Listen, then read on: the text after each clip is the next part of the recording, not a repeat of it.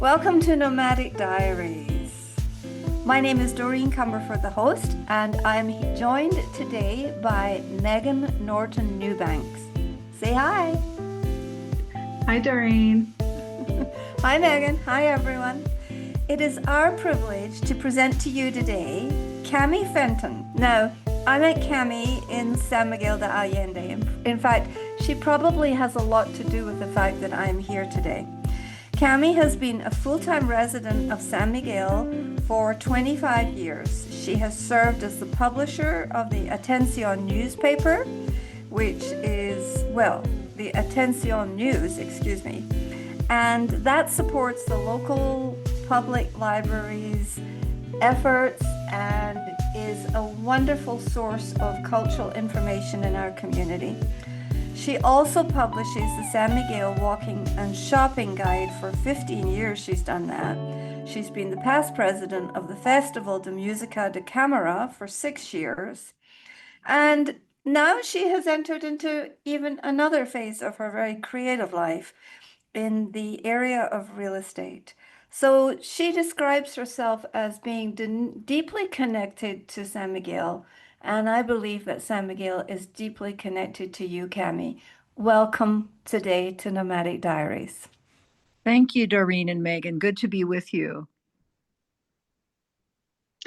Wonderful.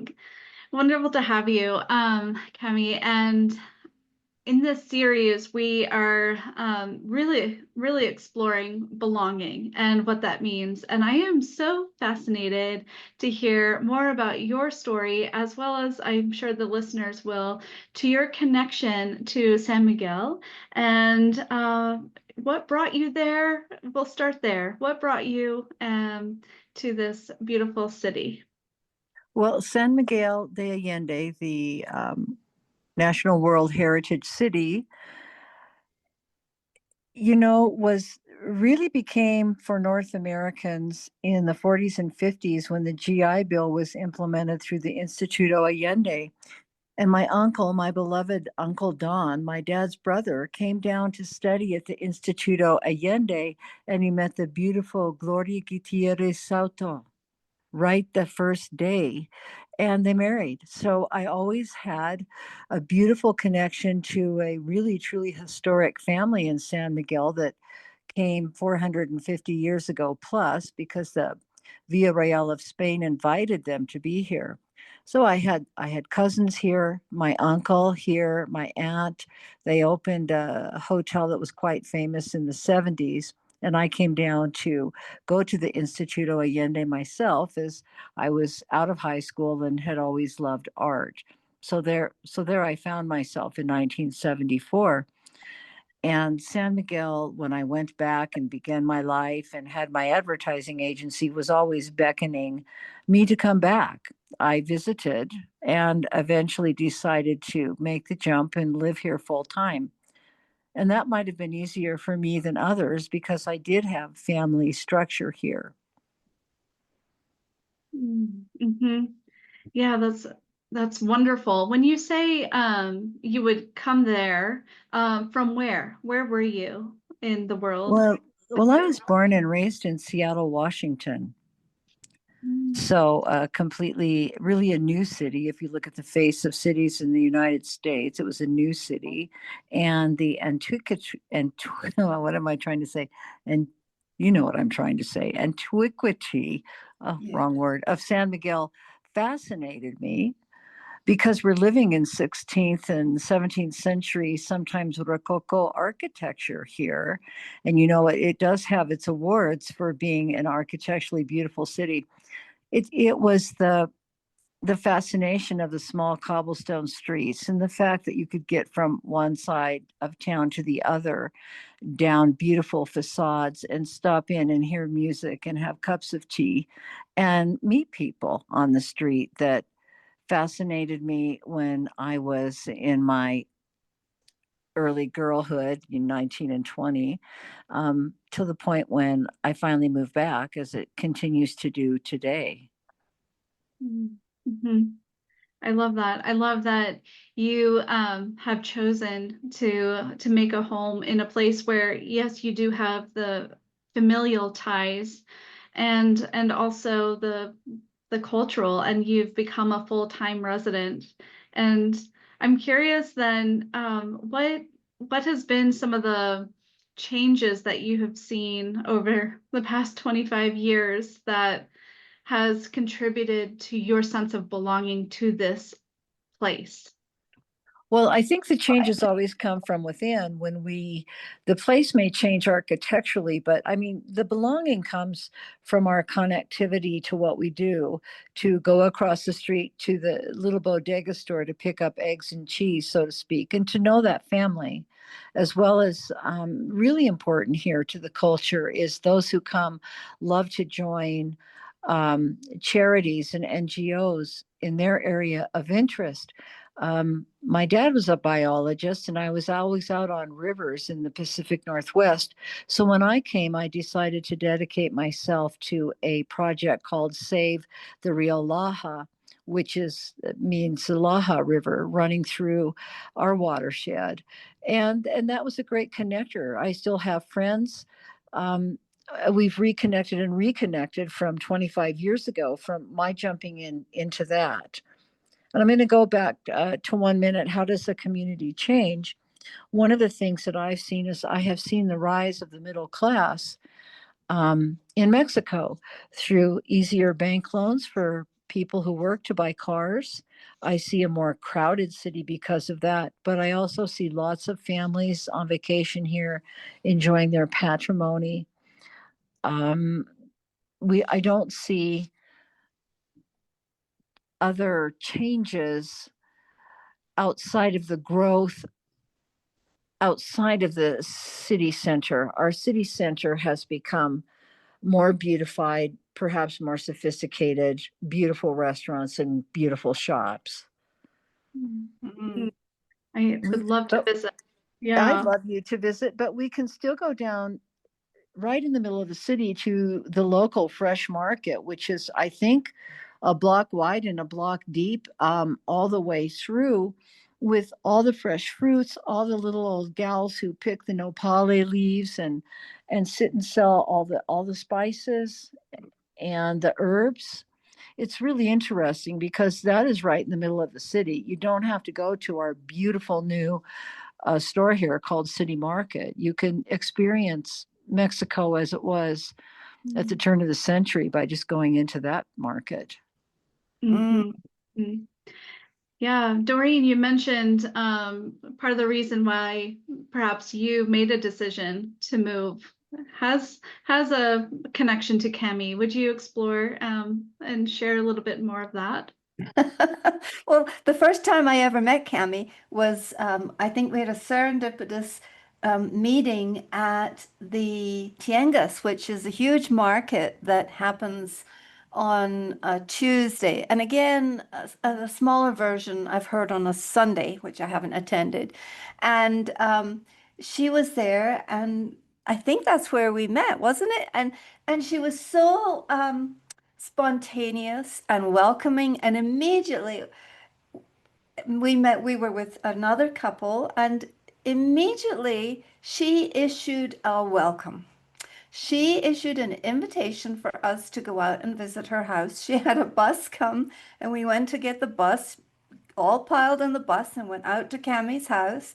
And I was fascinated by the fact that someone that you would just trip over in a market would issue a warm invitation to go to their house. And I thought, wow, if this is indicative of the community spirit here, I want to be a part of that. Isn't that amazing? That's what happened. We liked you and John and your friends, and we were having a party. That's one of my parts of my history. I had already moved from living in Centro Historico for about 17 years out to the countryside, which is really 10 minutes by highway, to a property that has an acre and lots of mesquite trees and pines, and it's really beautiful. But we just grabbed that Doreen with those bright blue eyes and said, "What are you doing here?" And started a conversation. Doreen, have you found that you've been invited around since, and it's been a surprising thing. Yes, yes, to the extent that now I try and keep a low profile. I bet. Because it has become, it is such a social city. I think that that is one of the reasons that so many people in our, let's say, third chapter of life feel welcome here because it has more of a sense of the US, I think. Well, I didn't live in the US before the 80s.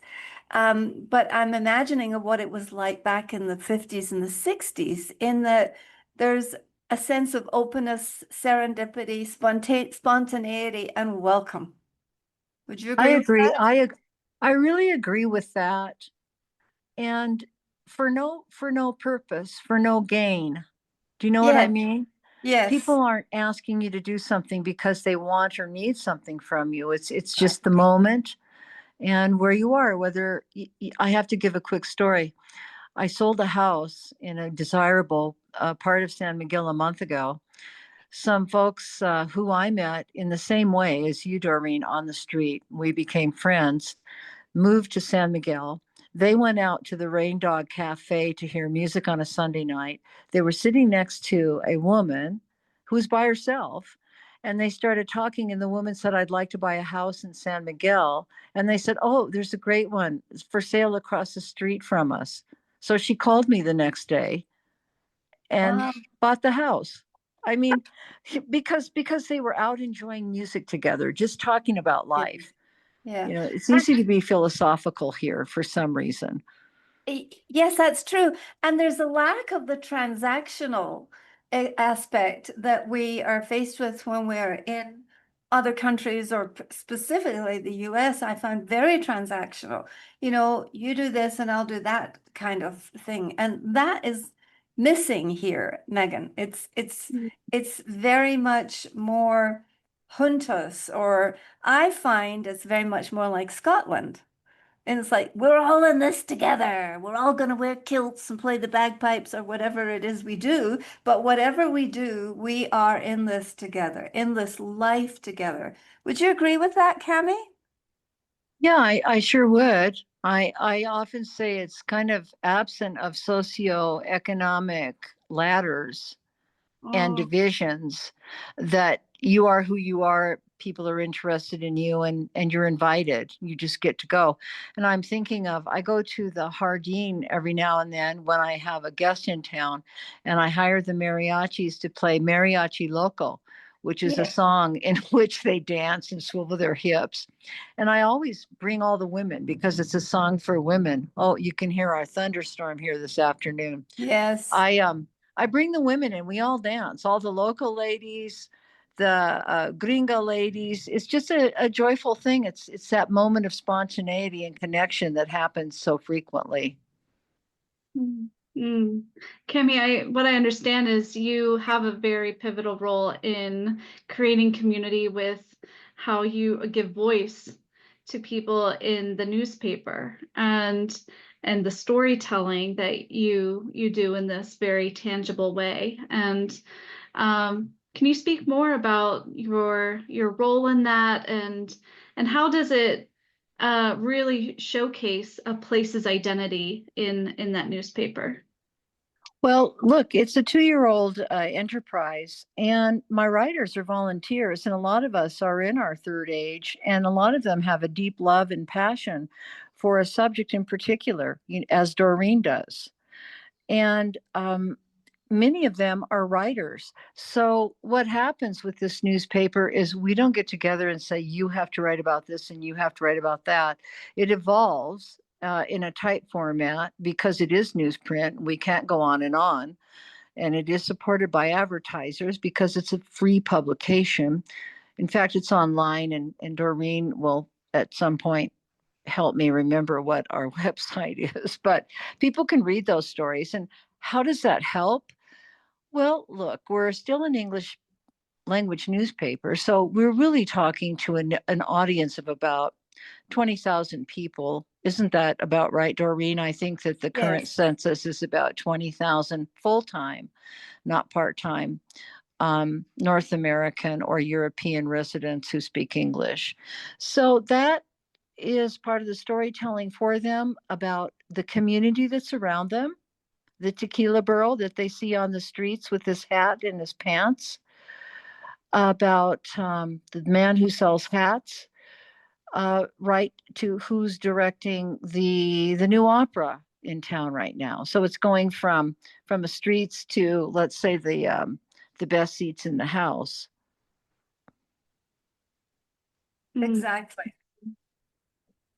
Yeah, so it's been a really nice project. We started with about 4 main writers, and we're up to 20, 25, including Doreen. And we're kind of a non-corporate entity, and we all enjoy doing this and watching one another's talent grow, as a matter of fact, at doing it. That's incredible. Yeah, I love that you're an integral part of the voice of the city as well. This is a question I'm not sure I have it fully formed, but we'll see how it comes out. It's what is then the relationship between community members and families of generations who have lived there for a long time and migrant and North American people coming to live in the city? What does that interaction and transition look like from your Boy, perspective? that's a really big question. You know what? We are welcomed in the city, and we may be on a board really serving on a charity of which there are probably 50 to 60 fully functioning NGOs with relationships to also charitable giving for your dollar in the US. You'll find the families that go back like mine did 450 years, their children are on those boards, because that's what keeps the city moving along, taking care of what it needs to, whether it's Feed the Hungry for Children or healthcare through Pro Niños or Amigos de Animales for spaying or adopting out dogs. These are the problems are being addressed because that's the traditional way to do it here. And we're all together in the same place frequently, taking lunch or having a cup of tea or even a margarita. So I don't find that I don't find that we have a huge division when we're out for entertainment or when we're on boards. I think the difference is always how well can you speak Spanish to keep up with those families, with that conversation. That's part of being invited, is being able to converse. Yes. Yes, it is. But there is a definite, I would say there's a definite blending that I have not seen in every expat community I've lived in. Now, Megan has lived in, I don't know how many, 9, 10, 12 countries. She was the daughter of a diplomat, Camie. And so she What has... a privilege. Yes. Yes, what a privilege and what a challenge. I can imagine. And so I have really experienced that there is, for the most part, a lack of that friction. You know, there's a little bit of tension between every culture when you are sitting cross-culturally from someone, and that's natural. We all three of us are familiar with that sort of feeling of tension. So there's difference.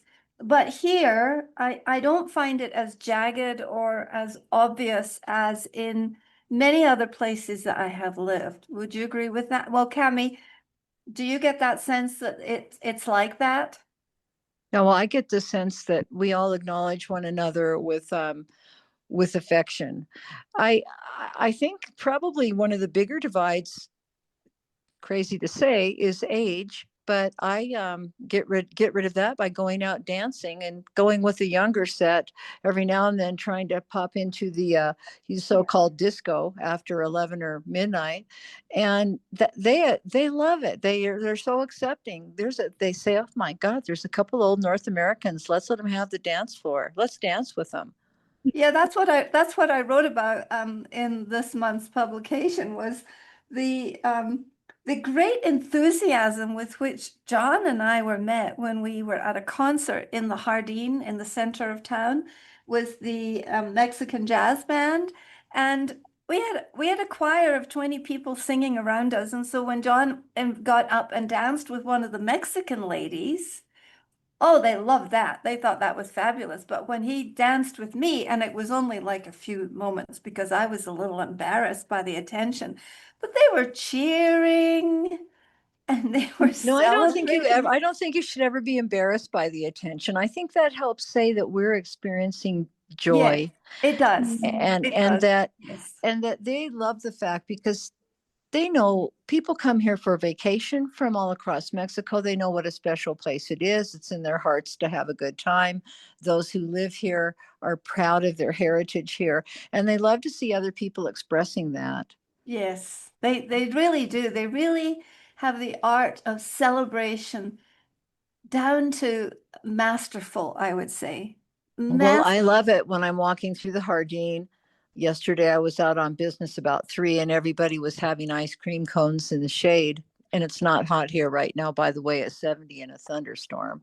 But Yeah. I was walking through, and there was obviously a group of people from out of town, and they had hired the mariachis, and they were all singing. They have these songs that are something we don't have in North America, unless it would be Yankee Doodle Dandy or My Country 'Tis of Thee, really. Songs that are endemic and that are inherited from your family.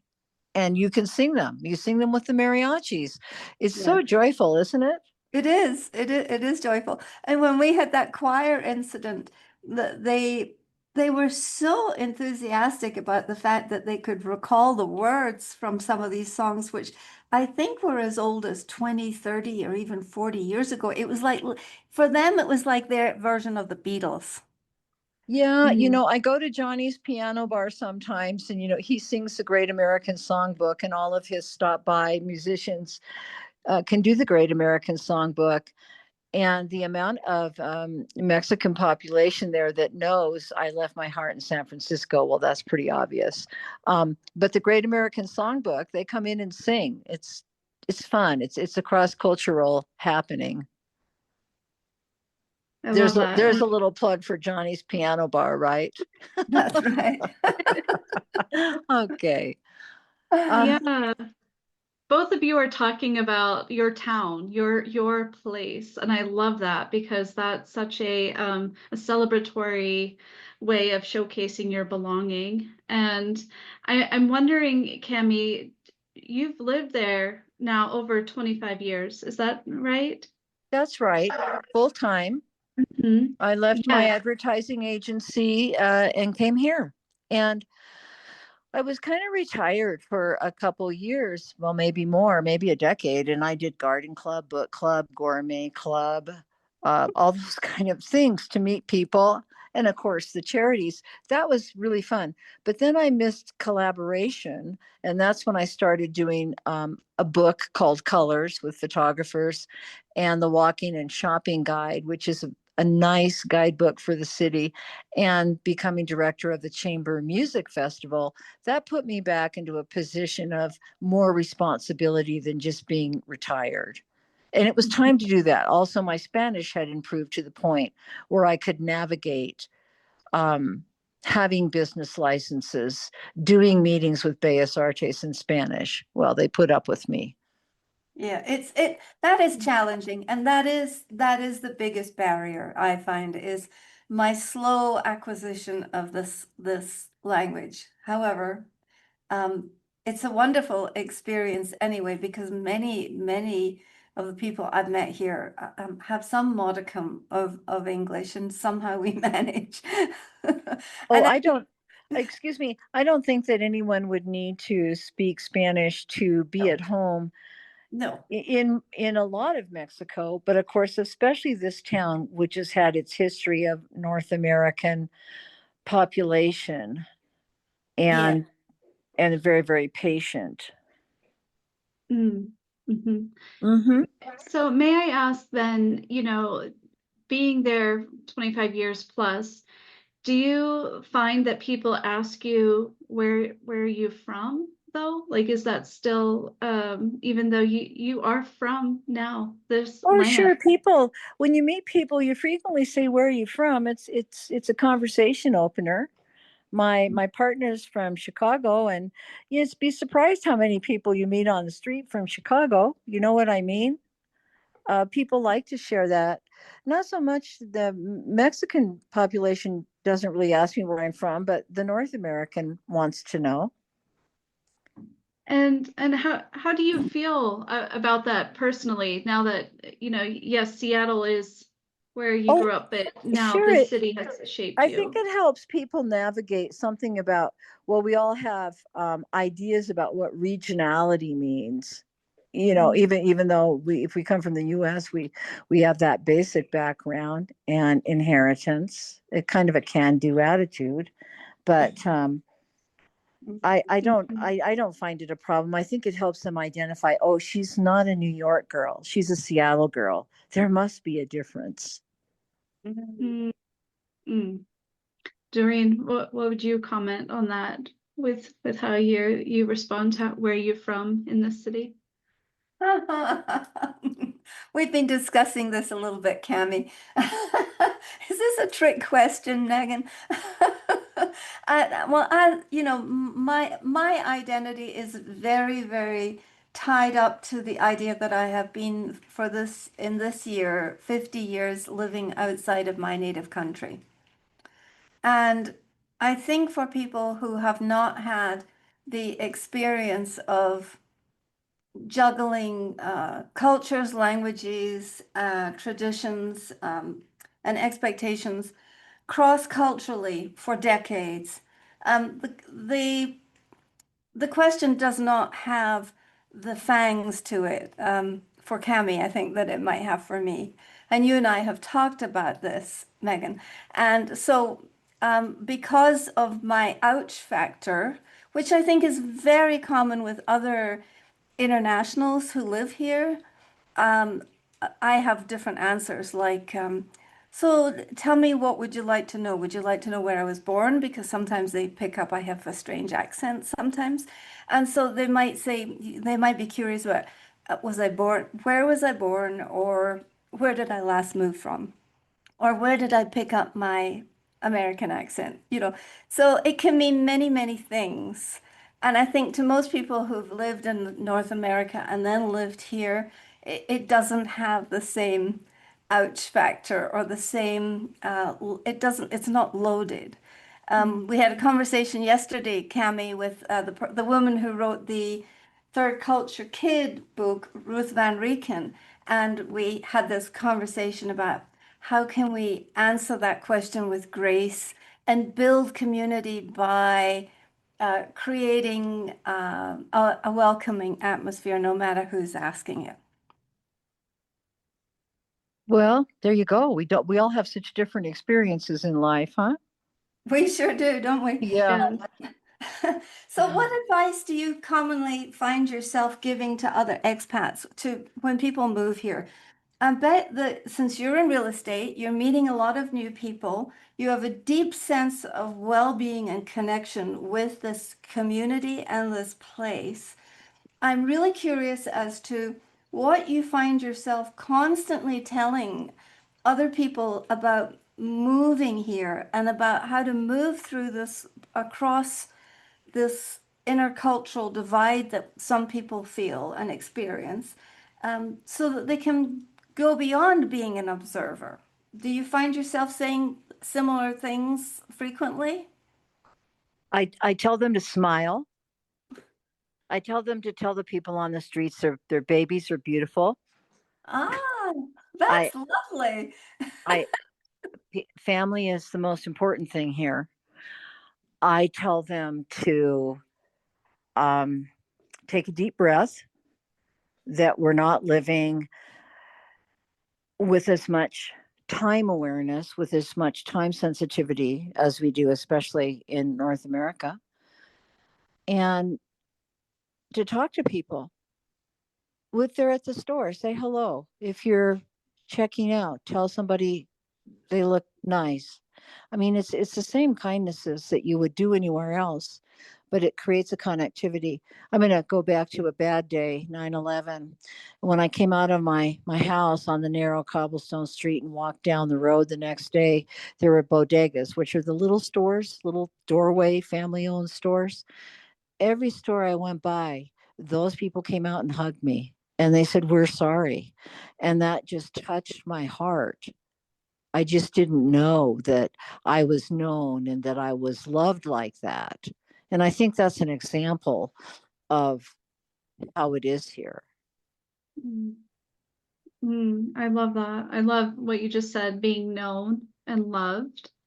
And I want to harken back to what Doreen said about how with our highly mobile backgrounds, sometimes I think we have a fear and almost a resistance to open ourselves up, to be vulnerable to place, with a fear that maybe we won't be known and loved. And I think it's such an encouragement to have you on here, Camie, because we have a lot of third culture kids and expats who listen to Doreen's podcast, Nomadic Diaries. And I think what you're sharing so deeply and encouragingly is get involved, and it takes time.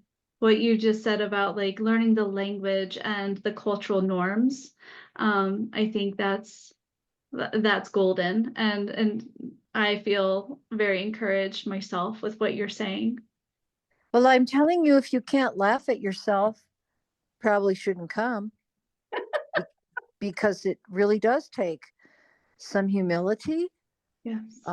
to find yourself not being the expert, not being the one who knows everything, but actually as an adult needing to ask for help sometimes in a different culture. And so humbleness and humor are two necessary elements.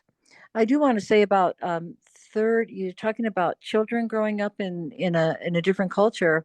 I had my step granddaughter when she was 14 and 15 come and live with me full time here, and she went to Victoria's school, which is English taught, but the grades are mixed. And she came out smarter and better. And I'm telling you, uh, uh, I think a better young person from having the experience of being with kids from across the United States and then making friends from all of these young teenage Mexican connections that she had. And So it gave me something. It gave me kind of like being grandmother and being able to go to school events with her and see the younger families and see how well that they were integrating and using the systems here of ballet, jazz singing, hip hop dancing, horse riding, tennis, all the things that are just easy to access. Mm. Well, this has been wonderful. Thank you so much for this conversation, Camie. We've got a couple of questions that I just would like to ask as a little lightning round in closing. Describe home for us in 3 words, please, if you wouldn't mind. Sleeping peacefully. Lovely. And do you have any mistakes? Have you ever had a cross-cultural mistake that taught you something here specifically in San Miguel? Well, I went to a wedding not realizing how dressed up the women get. I mean, I didn't understand the femininity of the culture. Yes. I have sometimes perhaps passed a driver who's male in my car, and sometimes that's not appreciated. Yes. Interesting. Interesting. And so, in a couple of sentences, can you tell us how you've grown personally from living abroad or living in San Miguel specifically, in this beautiful haven that we call home? Well, you can come out of your narrow definition of self, okay? Should I have ever been the director of a music festival? No, but I did it and did it well because there were so many to help me. You can take the talents and skills that you have And you can parlay those. I mean, I have my own art studio and my own art press. I've had shows. I've been in writing groups. My manuscript is in the drawer. But there's time to pursue all of the what ifs that you might not be able to do when you peg yourself in to the structure of a society that has expectations of you for your time, for your age, for your sex. I don't find that here.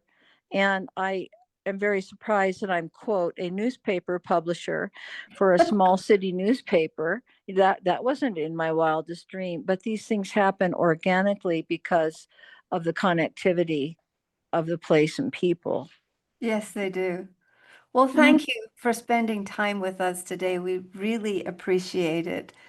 Anything Well, in Megan closing? and Doreen, I appreciate it. And I thank you. So shall I say hasta la vista? Sí. All right. Hasta la vista. Muchas Bye-bye. gracias. Bye-bye. Camie, thank you.